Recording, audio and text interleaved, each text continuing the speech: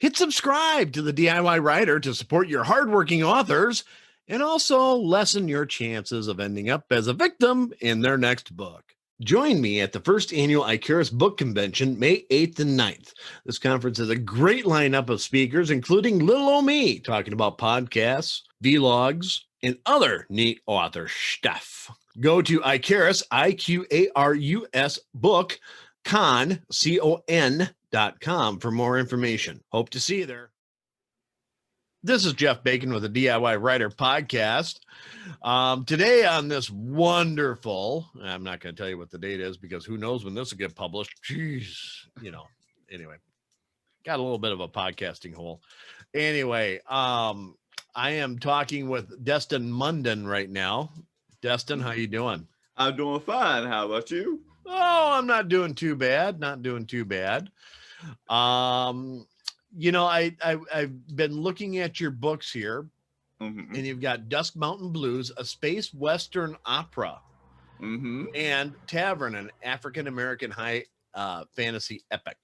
Yeah. Very cool. So how long have you been writing? I've been writing professionally for about 4 years, but I've been writing a lot more. I've been writing off and on a lot more for that. They're actually my fourth and fifth books, because I wrote a trilogy before then, but like it wasn't good. Okay. So this is like I've been writing for about 2 to 4 years professionally. Okay. Okay, so that other trilogy, you ripped it down and said never again? Yeah, like it's kind of like Dusk Mountain Blues is kind of like me reworking that trilogy. Okay. But in a different setting, because it was post-epoch, and this one's a space, kind of like a space sci-fi like book. So I basically took some of the characters from that and like repurposed them. Oh, cool. Cool. Well, let's get into that book. Why don't you tell us about it? Dusk Mountain Blues is kind of a space western. Like I kind of market it as X-Men meets Red Dead Redemption. Okay. It's basically about this hillbilly family fighting off colonizers. Yeah, like I love that. I always gotta laugh when people when I say that. But it's true. Like it's basically a group of hillbillies fighting off colonizers on the planet. It follows 3 generations of mutants. We have Luke, whose mutant name is Drifter. We have Woodrow, which is the 2nd generation. His mutant name is Appetite. And Kendall, which her human name, her regular name is Cassandra, but everyone calls her Kendall. And she's like the 3rd generation. And it follows all 3 of them as they try to fight off these colonizers. And Drifter is more the older, wise, calm. I'm kind of stuck in my old ways kind of guy. Appetite is kind of like the smart, slow thinking man, but has a kind of like a Hulk-like temper at times. And Kendall is straight up like hot-headed. Like she's like, go at it. I'm ready to fight. Like, no one messes with my family type of teenager. So it was fun kind of flipping between these like very 3 different types of characters while still making them feel like they're like a cohesive family of a granddad, dad, and daughter. Yeah. So they're fighting off people that want to colonize where they're living.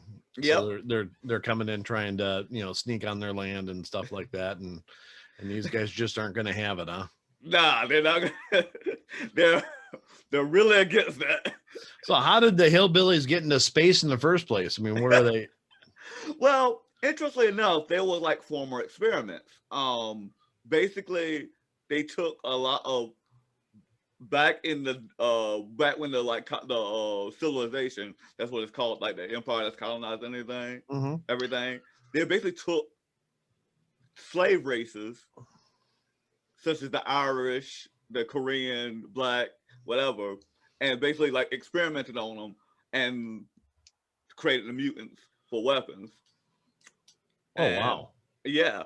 And it kind of created this like civilization to kind of advance technology. Okay. But then they went to war with each other and collapsed. So during that time, Drifter was like peace and left to like gather his family and left the planet. He's like, we're gone. We're not gonna be like slave labor anymore. We're leaving. Yeah. And they found the planet that they're on now. And now the civilization is kind of getting itself back together after like its civil war. Mm-hmm. And now they're like, we want that planet back. And he's like, they're like, nope. Nope. Okay. So that's basically how like the whole conflict starts. Okay. Okay. So you released this in March of 2020. Mm-hmm. Right in the beginning of the pandemic. How'd that work out for you? It wasn't the best decision. I couldn't have expected that to happen, but like, it wasn't as bad as I thought it was gonna be. I thought the release could be like, oh, but like, it came out being okay, especially after the audiobook came out a couple months later. And then it kind of like helped it along because people were like, oh, I'm home now. I can't really do much. Yeah. So yeah, I know I released my last book in January of 2020, and so I had 3 books out, and actually March wasn't too bad, but the rest of the months were really good for me.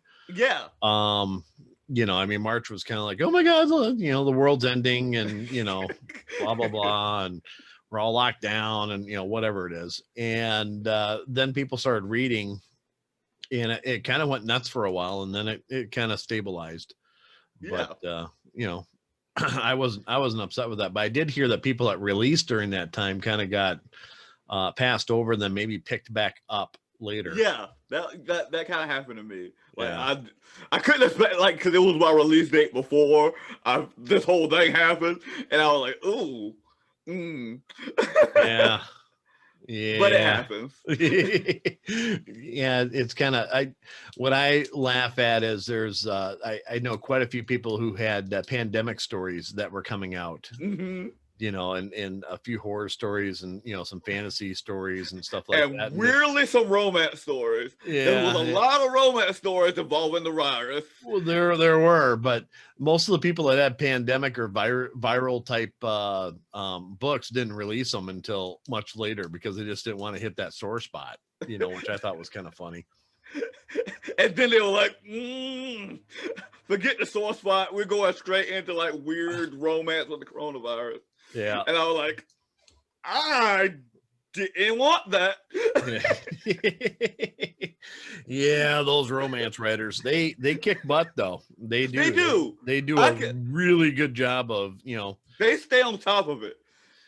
If you want, and I've heard this several times and I believe this, if you want to learn how to market and you want to learn how to release a book, go follow the romance writers because they know what they're doing. Yeah, they know what they're doing. Like I have plenty of like people that's in the romance genre that I go to for like marketing advice because they just know. And they know the cheap ways to do it. They're not like the rest of us, the fantasy writers are like, well, I guess I'll, go on this list. I'll go on the romance, right? No, this is what you're going to do. Bing, bing, bing, bing, bing, bing, bing. Yep. Here's your list of 16 things you're going to do before you release. And here's your 19 things you're going to do afterwards. And it'll be fine. You'd be like, holy crap. It's like, I'm just trying to live my life. Yeah, no, they have it down to a science. Those romance writers are, the more I talk to them, the more I'm like, Jesus. Like I am outclassed. Why didn't I ever talk to you? Huh. But it's amazing how fast and how furious those guys can get into a market and just penetrate it. and like I said, they do I find some amazing success. yeah, they really do a good job. So you have another book out called Tavern. This is my first one. That's your first one. Okay, so that's your baby book. Yeah, like there are times that like I feel like I could done more with it, but like it was my first book, so yeah, and it's actually really well received. It's a really well received book. Yeah, it seems to be, as far as I can tell, you know. But why don't you jump into that a little bit, because I'm really interested. If you happen to look this up, it's called Tavern, an African American high fantasy epic. And it's got this door with this medallion on it, or a shield, or something like that. It's a medallion, and it just looks really interesting. So tell us about it. It's a high fantasy novel that is about a orc tavern owner, actually, who is also like a spy master for his the city that he works for, which is called Little Dad. He stumbles upon this like plot to destroy the city, and him and his guild have to like basically find the root of the problem and kind of like mingle with like everybody in the city to find out what's going on. It follows like a misfit group of people.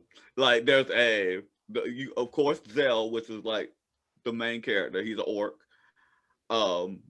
Like he's not like the typical like angry orc. He's a very kind of like calm, surgical, very like thinking man. He's a thinking man. Then he has an assassin, which is a dark elf that works for him. He has a dragon pirate that works for him. An artificer that's a dog. Like he takes the form of a dog, like a literal dog. And a high elf noble woman that like he works with, and of course his brother, which is a druid. And it focuses around a lot about family and learning against past trauma. Like that's a big thing. Because the main character has like anxiety like I do. Like hardcore like social and like generalized anxiety. And mainly because from his childhood of being bullied. So he's trying to like conquer that. While one of the villains, I wouldn't really call him a villain, he's more of an antagonist. Okay. Is an abused assassin. Like he was raised completely as an assassin, and he's autistic. Oh. Yeah. Okay. And like his father only sees use of him as an assassin. And he wanted to be something more. And Zell sort of trying to like, the whole conflict is kind of Zell trying to like win him over to like get away from his father. Right. Because he knows that there's good in him, because all the assassin guy ever wanted to do is be a knight. Like he's like, that's his fixation. He wanted to be a knight all his life, but his father was like, no, you can't do it because you're broken, basically. Yeah. And he's like, and that's all he ever wanted to do. So Zell is trying to like reach out to him. So there was a really good movie that came out where the assassin was autistic, and it was called The Accountant. You ever see that? Yeah.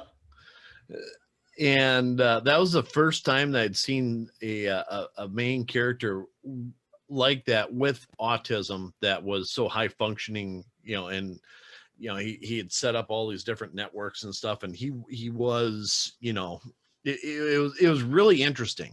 And what is military black ops dad did, and I mean, it was really a cool story.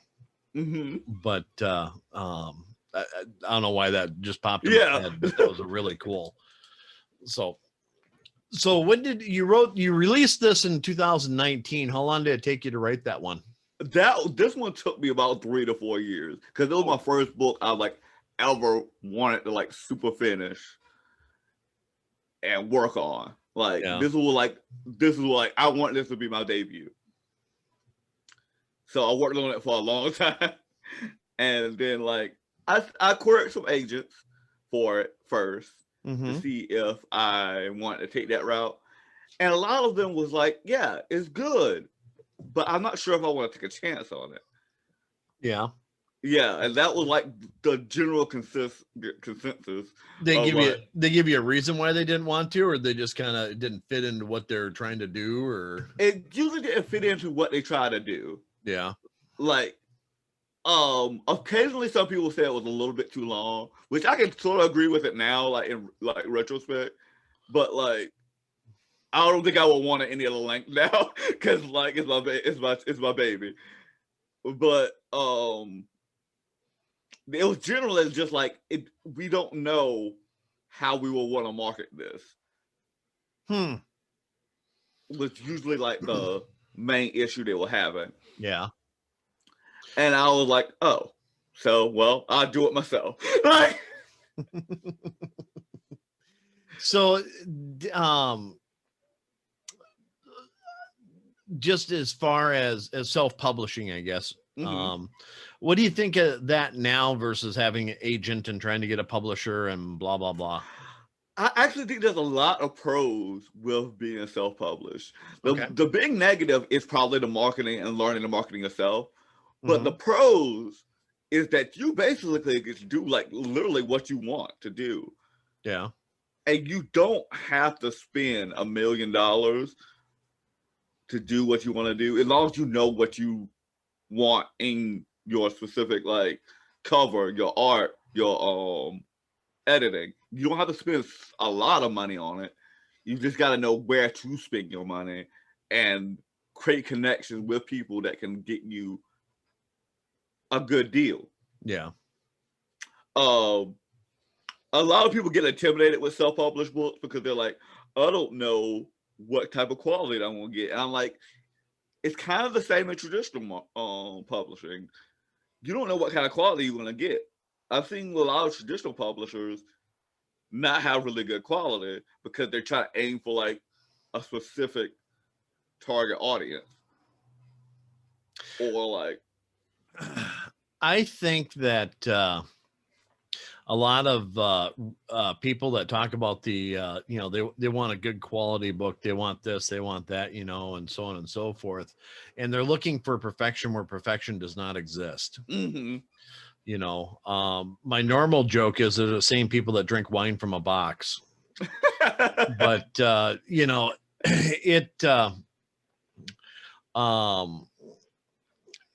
even the big even Stephen King has typos and stuff like that.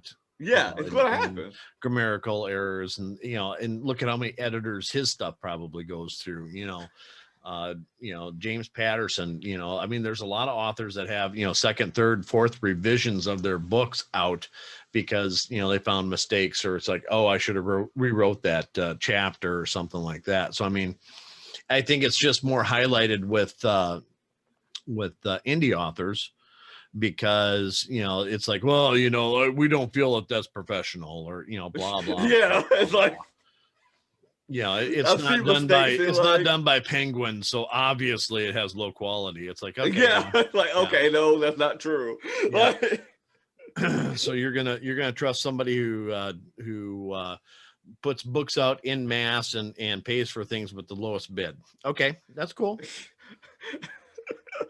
Like, that's fine. Like, yeah, and I think where they suffer is the creativity, because those types of publishers they only publish certain kinds of books, and it has to be the genre has to be very it has to adhere to what they consider the genre rules to be.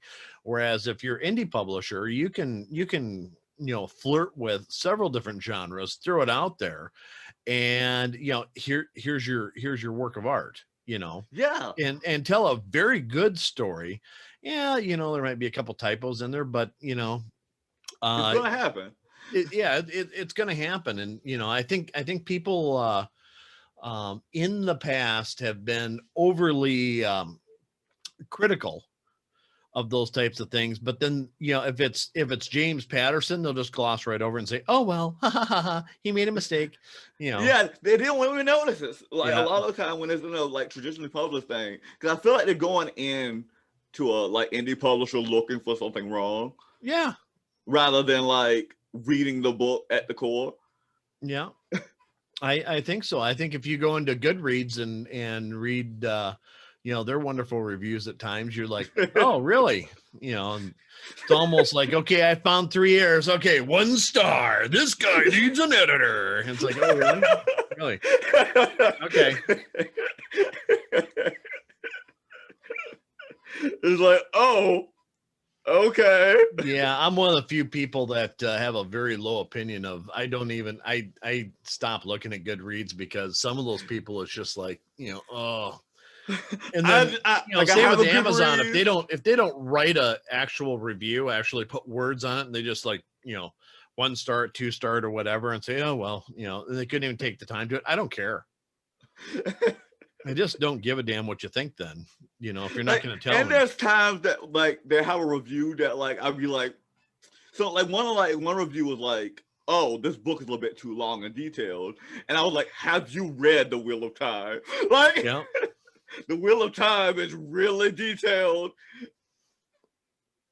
beyond like what's that? It's about 100 pages, right? The Wheel of Time, yeah. It is a wheel of time that it takes to read it. It's good. It's good, but you're gonna take some time to read it, and then there's gonna be some times where you're just like, I want this chapter to be over. Like, if you want to spend 3 months reading a book, that's the book to do. Yeah, it is. It is. The other thing that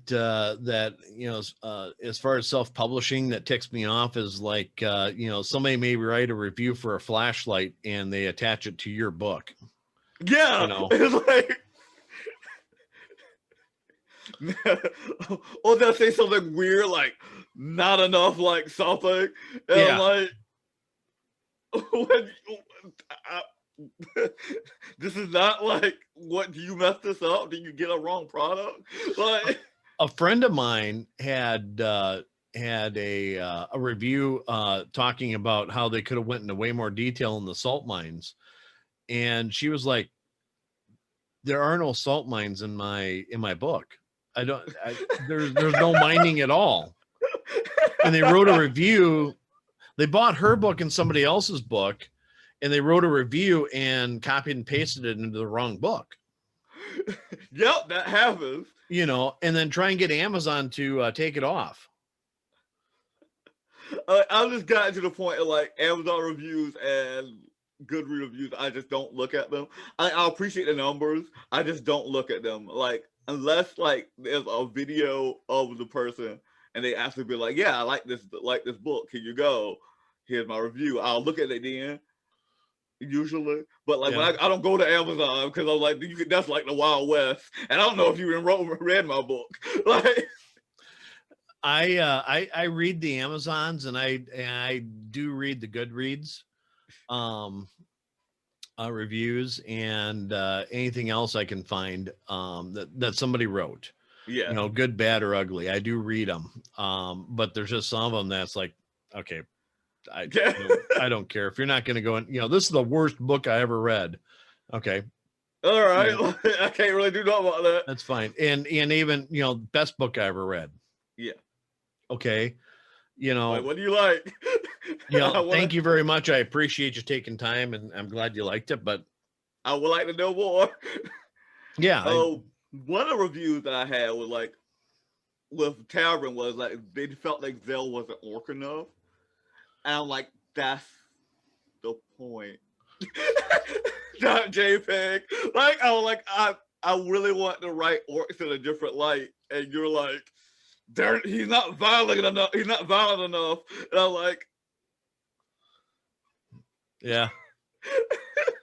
Well, and readers readers read into things. They're trying to find the hidden meaning, or they're trying to find something, and they take it in, and once they digest it, they will get out of it whatever, it's a reflection of whatever they happen to be going through at the time, or whatever it is. I think the funniest meme I've ever seen, and I've got it saved on my desktop, is an English teacher talking about a book and saying, okay, the blue curtains were really reflective of the mood in the room, and what is the author really trying to say, and it goes through iterations of the sad moods and everything else, and then it switches to the author, what did you mean to say? I meant to say the curtains were blue because red didn't match the motif. Okay, it had nothing to do with feelings. It's just that he thought that the room, the way he described it, needed to be blue curtains. Yeah. And that's, I think that's an interesting take on that. Sometimes it's just superficial. Yeah, sometimes the curtains are just blue. Yeah, sometimes curtains are just blue. It has nothing to do with how you're feeling or anything else. It's just that they're blue curtains and it matched the trim, or whatever. Or the author just liked the color blue. Yep, I've done that a lot. So you're kind of big into gaming, from what I understand. Mm-hmm. I like tabletop gaming, and I like video games a lot. I'm a huge Dungeons and Dragons fan. I'll play like 2 or 3 campaigns. I don't think that you can write epic fantasy without I think it's a prerequisite. I think all of you people have to have Dungeons and Dragons in your resume, otherwise you just can't write epic fantasy. It's not legitimate. It's not legitimate. I mean, for some reason I think that out there, and I haven't read this rule, but if you don't have Dungeons and Dragons in your biography and you're writing epic fantasy, I don't think you can be considered seriously for anything. It's only in high fantasy, because it's like huge high fantasy thing. I play a lot. Like I usually play like at least twice a week for Dungeons and Dragons, and I play video games like literally at least every day. Yeah, I get it. You don't see too many fantasy authors going in there and talking about their tennis game. It's always their I'm really good at badminton. No. It's got to be Dungeons and Dragons. Yep. And that's why I got a lot of inspiration for Tavern. Because I started Dungeons and Dragons around about the same time I started Tavern. Yeah. And at least started editing Tavern. And it's really affected like how I like storytell, and getting used to because a lot of people how you handle like large crowds of characters. I'm like, you need to play Dungeons and Dragons, because you're gonna handle a lot of characters in your party and learn how to create chemistry with them. So I think that's why it's usually really popular with writers. Yeah, and I totally get that. I really do. From everything that they've described, I have never played Dungeons and Dragons. Never. I would honestly say, if you wanted to experience it, evidently I need to switch to romance. I would say if you really want to experience it, I would say look up a podcast Critical Role, or not another D&D podcast, or Encounter Party, because they it's like listening to a story. A lot of the time it's like listening to an audiobook, but hearing people play at the same time. It's a weird mix of having a fantasy audiobook and a Twitch stream. It's really you will learn a lot about how people develop their characters, especially since a lot of it's improv. And I'm not the type that sit down and plan outline my books. I'm kind of I to fly by the seat of my pants, kind of guy. And I like to You're a pantser. Yeah, I'm a huge pantser. My first draft is kind of messy, and then I just kind of fill in the blanks. And and I think I've learned that by playing Dungeons and Dragons, because like there are times where the dungeon master will just throw things at you, and you have to react. Yeah. And that's kind of how I learned to write a lot better. It's like I'll just throw stuff at my characters and see how they react, and then in my second draft fill in the blanks. What I think is funny is when I was growing up, Dungeons and Dragons had a stigma of the occult. Yeah. You know, and I remember this movie that it came out as like a TV movie or something like that. I can't remember exactly what it was, but it's these kids playing Dungeons and Dragons and how they got drugged down into the depths of hell, and you know, it was just evil, and they became murderers and drug users and da da da da da da. It's all because of this game. It's like, holy crap, you know. Which and it's literally just got a bunch of people around the table yelling at math rocks. Like, yeah, that's all it is. These are the same people that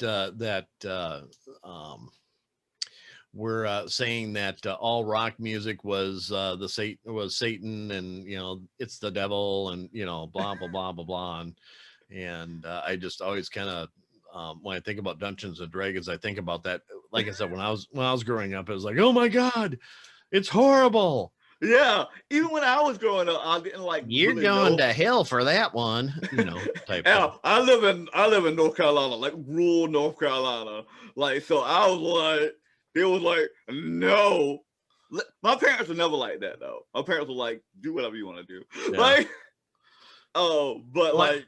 My parents are pretty. My parents were pretty cool about that kind of stuff too. I just remember the social stigma that was put on playing such, you know, role playing games, and how it's going to affect you, and you know, blah blah blah blah blah.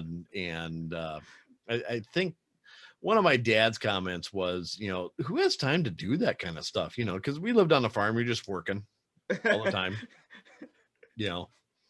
I think he sat down and played cards once a month, and that was about it. You know, was like, we're done. that was his you know, that was his downtime. Other than that, it was just, you know, constant work with animals and, you know, fields and everything else. But I don't know. Yeah, so you're in the Bible Belt down there, and playing Dungeons and Dragons. That's not cool. Yep. Oh. So you're gonna repent? No. Oh, okay. All right. Just asking. Like, it's like they're like, well, people have like this like preconceived notion of how it is. Like, and I'm like, then I explain it to them, and they're like, oh, so you're basically playing make believe, and I'm like, yes.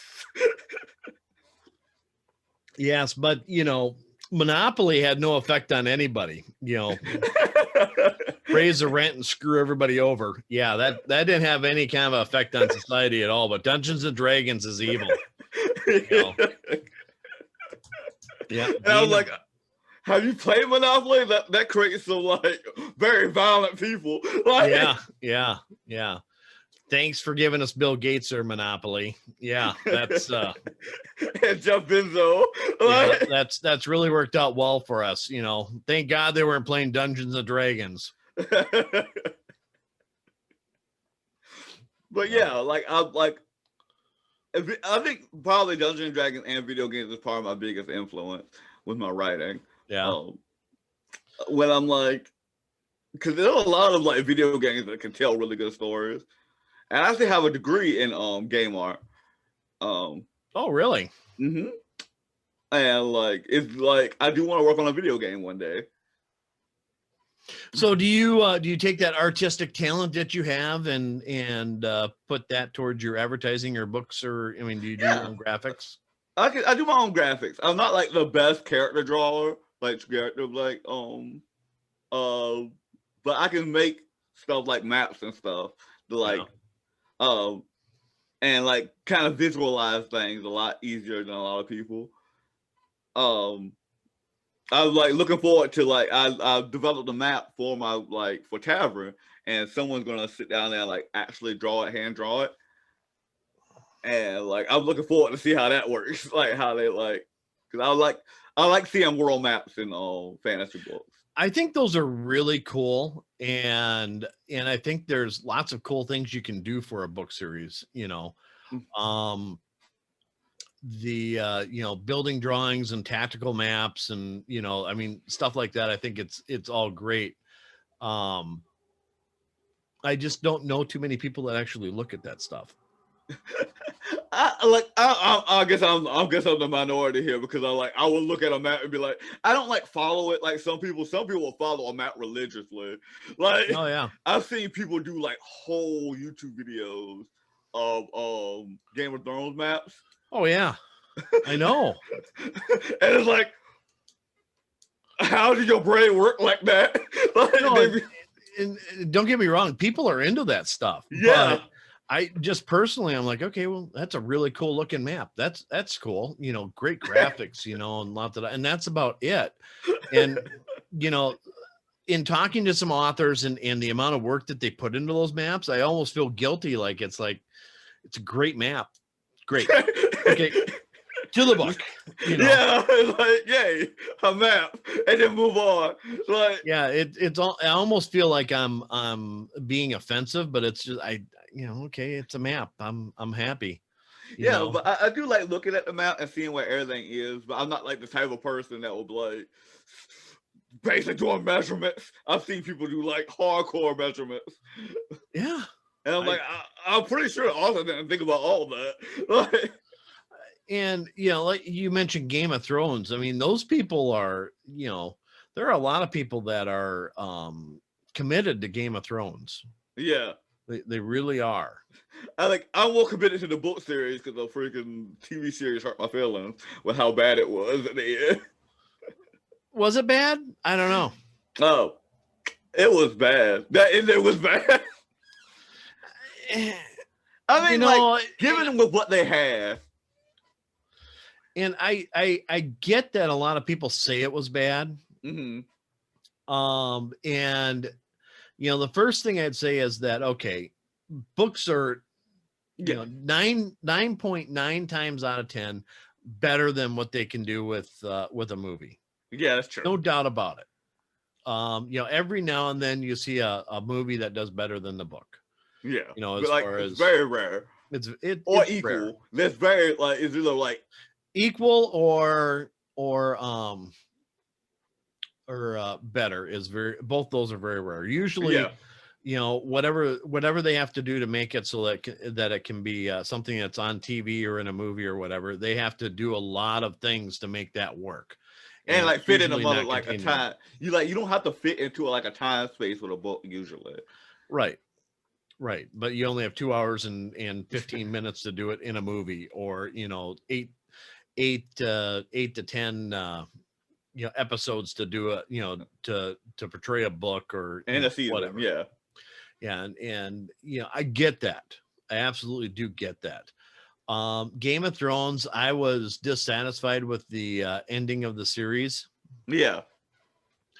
And I think they could have done a lot more with it. But on the other hand, I look at it from the fact that, they probably did what they could, because it's almost like they got tired of it. Yeah, I'm pretty sure that they did get tired of it. Also, they didn't have any more. We'll just do this for an ending and it's done. Yeah, also they didn't have the book series is still going, so they didn't have anything to work with. Oh, I know it.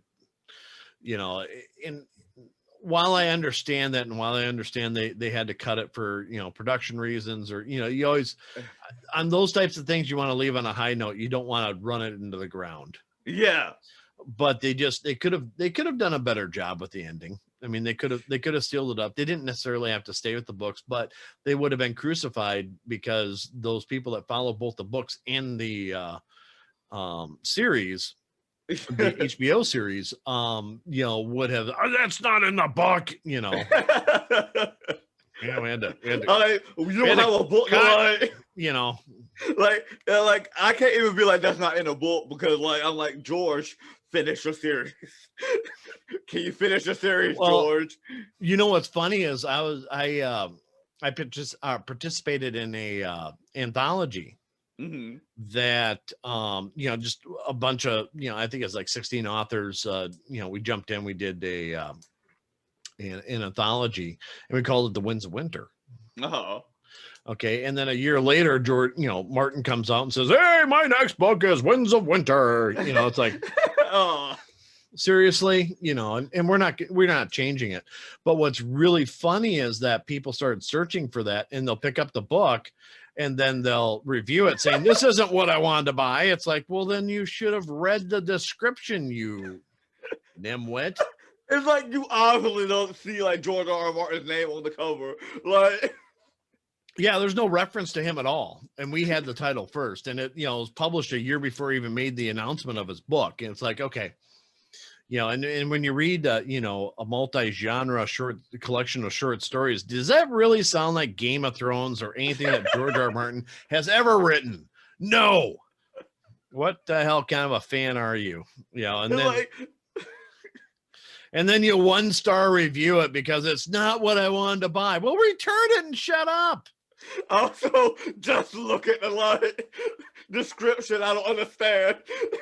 And just read the blurb. Just do something.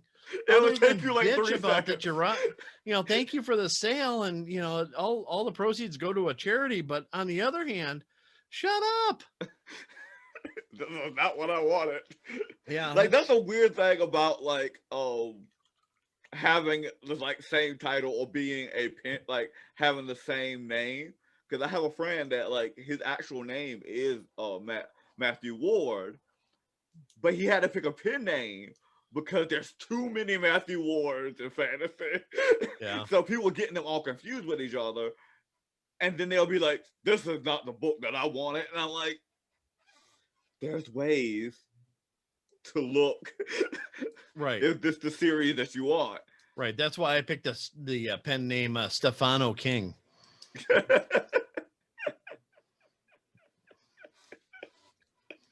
I'm lucky the fact that my name is unique enough that people be like, "Oh." I can't really get him confused with anybody. So that's usually how a lot of people thought my name was a pen name. I'm like, no, actually, it's my actual name. And I'm like, yeah.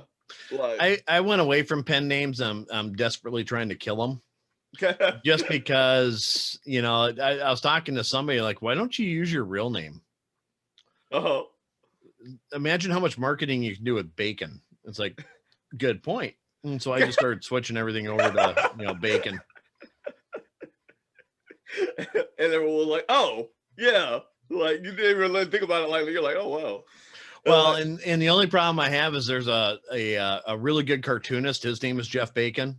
And he also has authored a couple of books. He's kind of retired. So, every now and then I get thrown in with him, which, isn't bad, but I have to make the, distinction. Yeah. Like when Google will throw his books on my knowledge panel, and it's like, oh, yeah, that's not mine. That's this other guy's. His name is also Jeff Bacon. I'm Jeffrey M. Bacon. That's his, whatever. But, it's all right. Yeah, I don't have to worry about a pen name.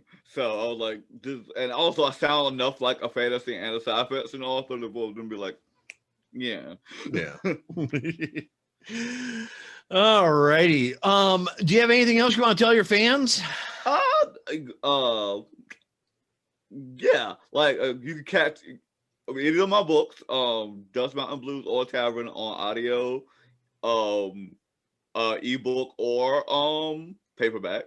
Okay. I am currently working on the second of my both series, which is going to be Dust Orbit Blues, Dust City Blues, and Dust Ocean Blues. Excuse me, because Dust City Blues is the third one. Okay. And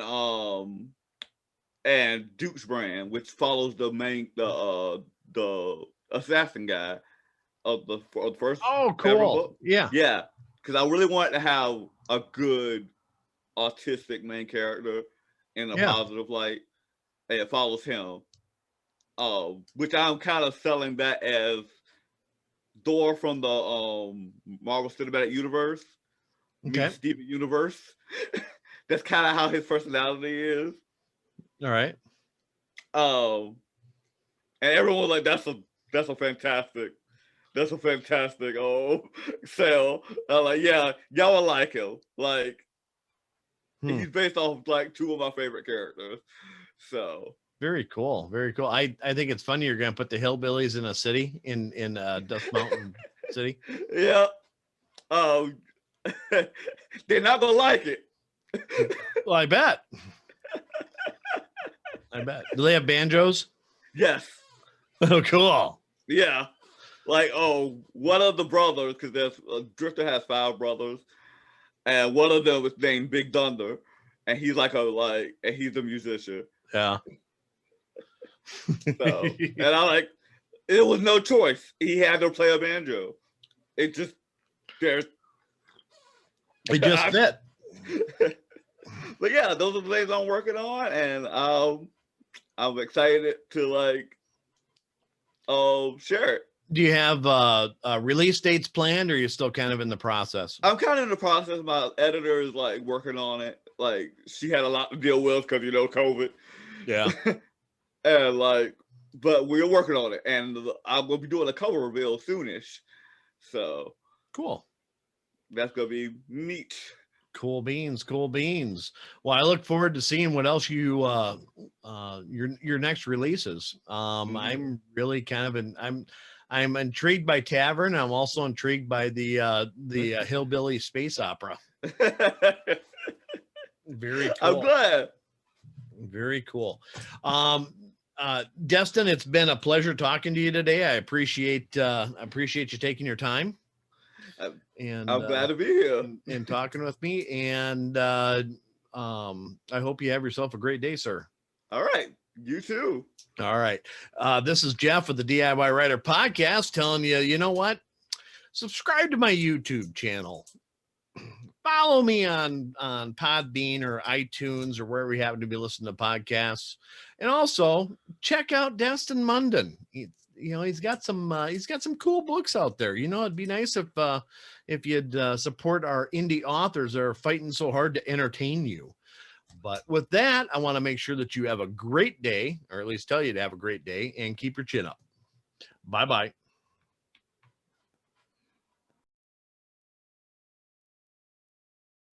Please hit the subscribe button. I get a bonus for every subscriber, and I only need 1,506 more to become a full-time paid employee. Help me, please.